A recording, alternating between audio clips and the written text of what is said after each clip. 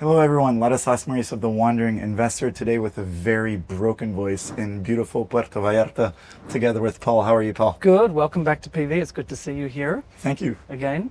And PV is an interesting market in the sense that a lot of liberals are now moving to PV or are making a plan B out of PV, and this is something that you've been seeing in your sales and generally in the market and since the Trump elections, right? Yeah, like this season it's been a good season. I would say 70% of my transactions have been people that are wanting a backup plan or a second residence or putting money outside of the US to feel a little safer, I guess. Cool. So people are making, so it's a political move that people are making essentially. Yeah.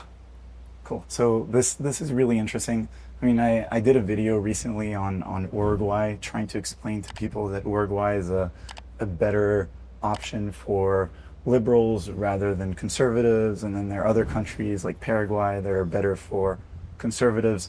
It's really important for people to know what they're buying into and to not make a mistake when they expatriate or when they prepare Plan B and they end up buying in a place that doesn't fit their own worldview and they're not around the people they want to be around, right? So Puerto Vallarta is really attracting this liberal crowd. Can you define the different segments amongst the liberal crowd that are moving here? Are we seeing families moving, or is it just, older boomer Democrats? Like who's making the move?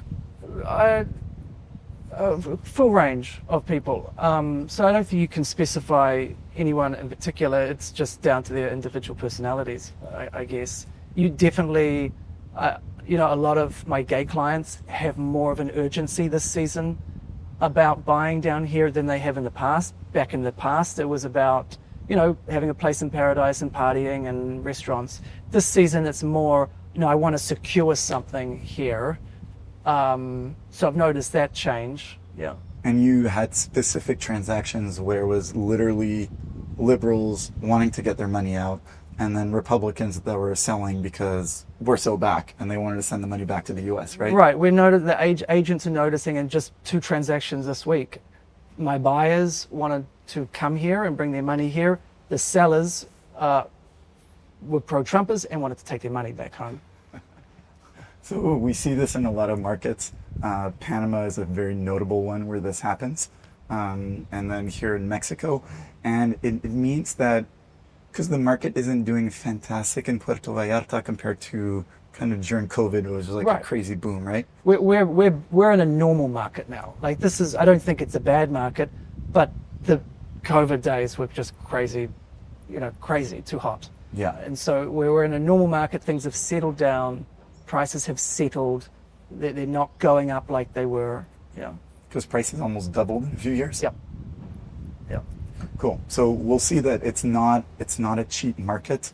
We're going to see 2 properties. Can you give us just a quick overview of what we're going to see? Yeah, great. So the first property, this one is like a 3-bedroom, renovated, beachfront, great amenities, a beautiful heated swimming pool, access to the beach. We're 10-15 minutes south of the Romantic Zone. The other property we're seeing is a 3-bedroom. It's priced at $199,000. So the beachfront property is $699,000. This other one we're going to see is $199,000, and it's more in like near Costco. It's more in a suburban neighborhood. Okay, so different options for different budgets, essentially. So here we are in here. It's a fully renovated 3-bedroom, 2.5 bathroom. You've got the kitchen here. You got the master, and then the other bedrooms down here.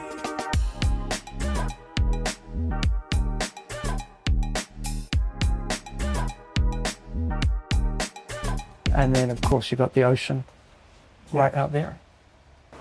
So when you're looking at a property like this, would you say that it would be a good investment for Airbnb or for long-term rentals?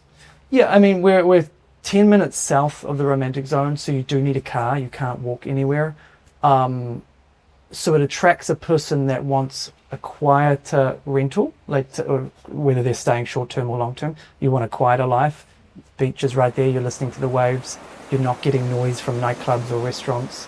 So as long as that's what you're looking for, this is a perfect place, whatever it is, short-term rental, long-term, or to live or vacation. But concretely, if I come to you as an investor and I say, Paul, I want high rental yields would I get this from a unit like this? Beachfront does very well. So I'm going to say yes, keeping in mind that PV is definitely more of a lifestyle destination and less about investing in real estate. The returns are not wonderful. But in terms of what options are out there, if you have something on the beach, you're always going to rent it out. Mm-hmm. Yeah, cool. So you won't have any occupancy issues here, No. but generally speaking in Mexico, when you go for normal kind of properties like this, you don't have very high rental returns, and that's just across the market. Whether you're looking here or Playa del Carmen or, Tulum or Cancun, if you go into kind of a bit more scruffy multifamily housing, you can make some yield. But here's something like this, I wouldn't go in here as just a pure investment to say, I'm going to make high rental yields, and the taxes on rental income, depending on how you structure things, can be a little high, especially when it comes to Airbnb. Mm-hmm. So my general advice for people when they want to invest in real estate in Mexico and they want to do some Airbnb, essentially you'll cover your cost. You'll be able to use the unit for a few weeks or a few months a year and make a little bit of money extra. I wouldn't bet on making, great numbers. And the reality also is that people like to come during peak season when it's their own property. And that's also when they would rent it out for the most amount of money as well. So typically that also kind of depresses the yields. And objectively, this is not cheap, right? No, 699,000 for a condo. I mean, it's priced correctly. It's fully renovated, but PV real estate is not cheap real estate.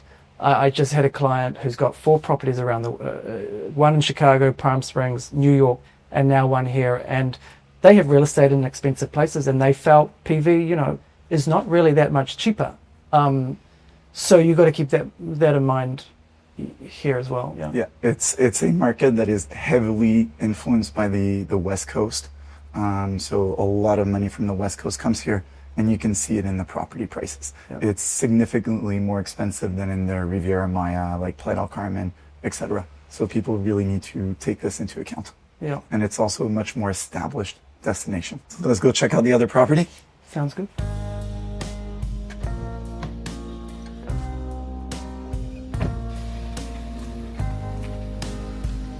So Paul, you're the second agent that I work with that I've seen this month that just bought a Chinese car. Okay. So why did you buy Chinese? Well, I'm not that knowledgeable on cars, and I had a friend that suggested it. So suggested the Chinese car and knew this one and knew all the technology it had, and said if you can't kind of go wrong. And it's been great. I love it. Yeah, Chinese cars are really taking Mexico by storm, Yeah. and Latin America, generally speaking. Yeah. They're spreading like wildfire. Yeah. Great value for money. Yeah. Paul, you've been living here for a few years now in Puerto Vallarta. You originally moved from New Zealand, your country of origin.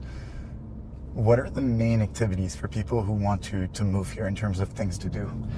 Okay, so if you're like a tourist or coming here for the season, the winter season, there's everything from ocean activities, whale watching,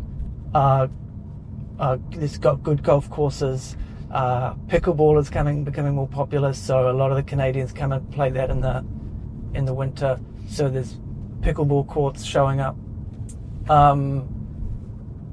Fishing, hiking, AV tours, and then there's some cute little small towns around PV. So all the little towns around the bay and then inland, they've all got completely different vibes. And so if you want to be a hippie and go surfing, you go up to Celulita. If you're wanting like the marina lifestyle and having your boat, you've got Marina Vallarta and places. If you want to have more of like a country mountain feel, you can go inland to San Sebastian or El Tuito, places like that. So there's a lot of different flavors you get in quite a small area.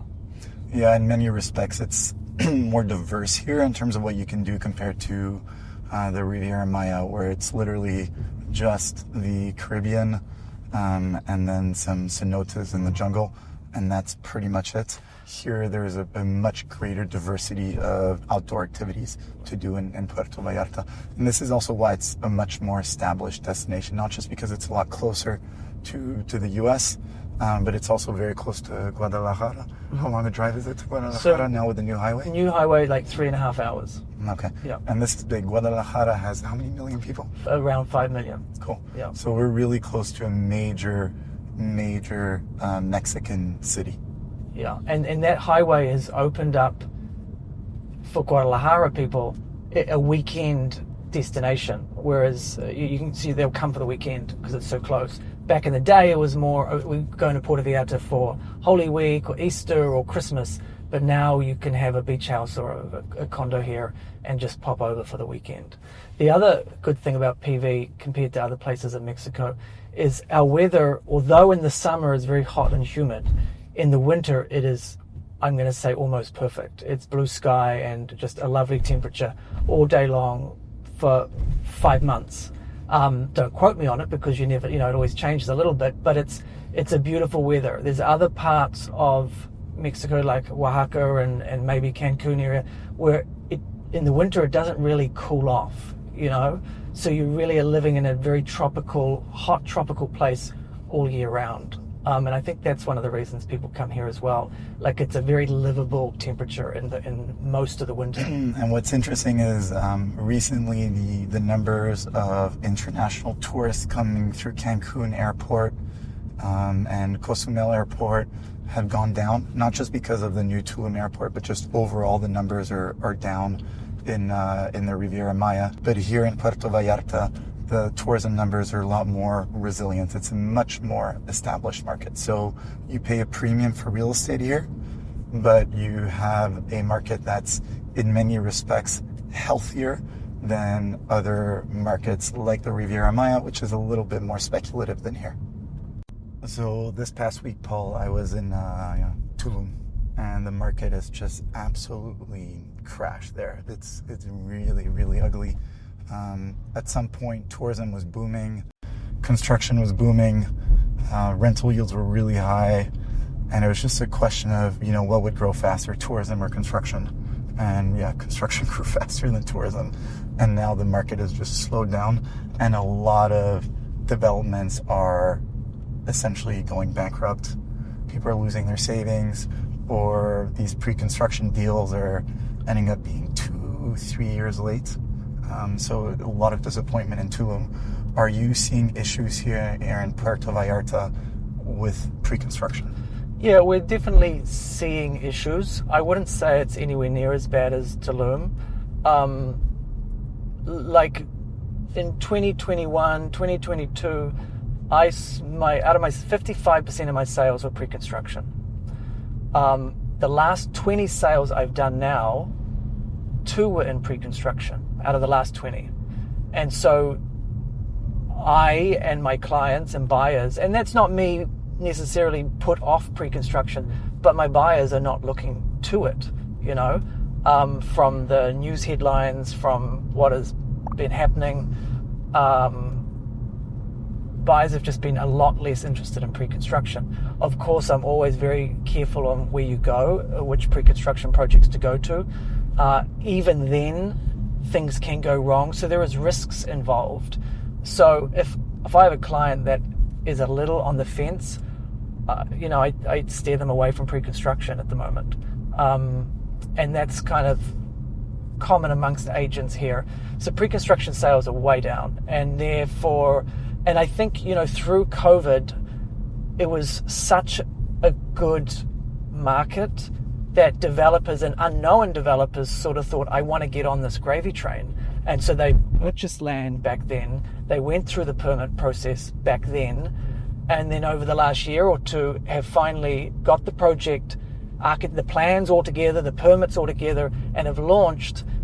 But yet the buyers are not around like they were. Also, back 5 years ago, a building would be finished and would be sold, maybe 65% would be sold when it's finished. Then during COVID, it would completely sell out, and it's still a piece of land, you know. Now we're back to that, what I would call a normal market, where maybe half of the building is still available when it becomes finished. So you do need to look to developers that have the money to be able to really complete the project. But a lot of these new developers that have come through because they saw the gravy train don't have the money behind them, don't have the experience behind them. So that has been a bit of an issue. So most good agents in town really have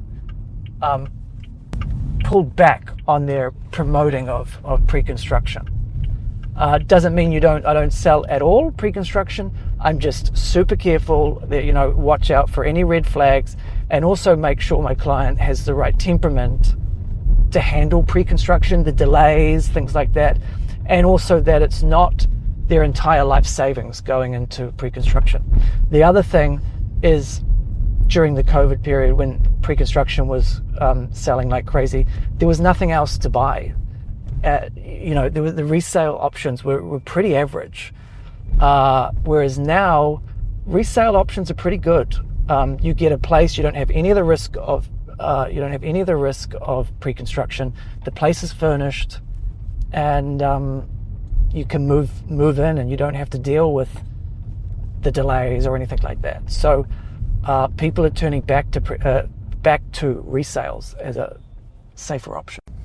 So here we're in the Zona Romantica. Can you tell us a bit about this area? Because this is really one of the, main reasons people come to Puerto Vallarta, or it's one of the main attractions. Right. This is very much the gay neighborhood.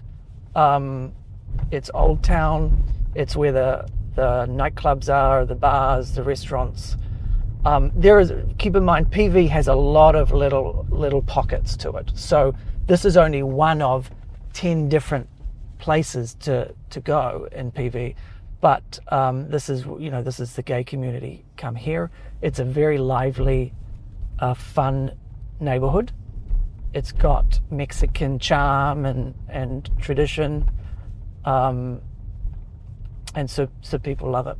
So why did PV become such a gay destination? Well, there's different views out there on that. The most common one is Elizabeth Taylor was coming here back in the 60s or whenever, and she brought all her gay friends down here to get out of the spotlight or away from the paparazzi, and it just kind of grew from there. And since then, it's always been a gay-friendly destination. But then COVID came, and it became a gay destination on steroids. It really took off even more so because it was very hard to travel during COVID. Mexico was very open and welcoming, and the digital nomads became a thing, and so PV was very accessible. So what percentage of your clientele is gay? I'd say 35% of my clients are gay. And buying generally in this neighborhood or up in the hills around here. So Amapas, Alta Vista, Conchas Chinas. And you were saying that you, even though the market is so-so, the upper end market is doing really well. This season specifically, the over $1 million market has been going really well. The market sort of 400 to 700 has been particularly quiet. Below 400 has been pretty good. But yeah, this season, over $1 million has been moving really well. And why is that? I'm not 100% sure. I think, for me personally, I think my clients that have a lot of money, that are Democrats, are happy to spend $1 million on a backup plan down here. That's what I feel. And what percentage of those $1 million houses is like, who are these people again? Boomers, gay? Yeah. Just gays between 50 and 70. Cool, and that's that's something that you see in a lot of real estate markets. You know, as soon as you see a bit of a gay neighborhood starting to develop, especially in emerging markets where it's often not that developed, but it starts developing. You know, the first few gay bars are in one specific area, you want to invest because the purchasing power, the gay clientele is generally a lot higher than for straight people, and you can generally see prices just go up vertically in those specific neighborhoods. And then PV is really case in point. I mean, the gay neighborhood is literally the most expensive part of PV, right? Yeah. Yes. It brings the most tourists here for rentals, but I mean, there's some different pockets. So, but the romantic zone is definitely one of the more expensive places. Conscious Chinas, the villas up in Conscious Chinas are very expensive. The bigger condos in the hotel zone are very expensive. So not the only neighborhood that's expensive, but definitely up there. So we're in Gaviotas here. And so this neighborhood, when like the romantic zone and Old Town, because that was a fishing village back in the day, and then when that started getting too busy and too packed, and just too crowded, the wealthy Mexicans from there moved to this neighborhood. And so it's flat, larger pieces of land, and beautiful houses. Often you don't know what's behind the walls because they have big, high walls, but can be incredibly beautiful houses behind the walls. So this is one of the nicer neighborhoods. And then the property we're looking at is in here, which is a condo building. In this, then there's not many condo buildings in this neighborhood. It's mostly these big houses. It's really charming here. Super charming. And so you got the cobbled streets like you have in the romantic zone, and then you got these lovely big houses. See, very traditional Mexican houses. You got the cupola up there, and although sometimes they don't look like much from the outside, you go through that door and it just opens up into this incredible house. And then here you got this condo building. There's not many condo buildings in the neighborhood, but you kind of get the best of everything for a low price. You get to live in this pretty exclusive neighborhood, close to Costco, close to the restaurants in Versailles, on the flat. Very safe, lovely neighborhood. Come on.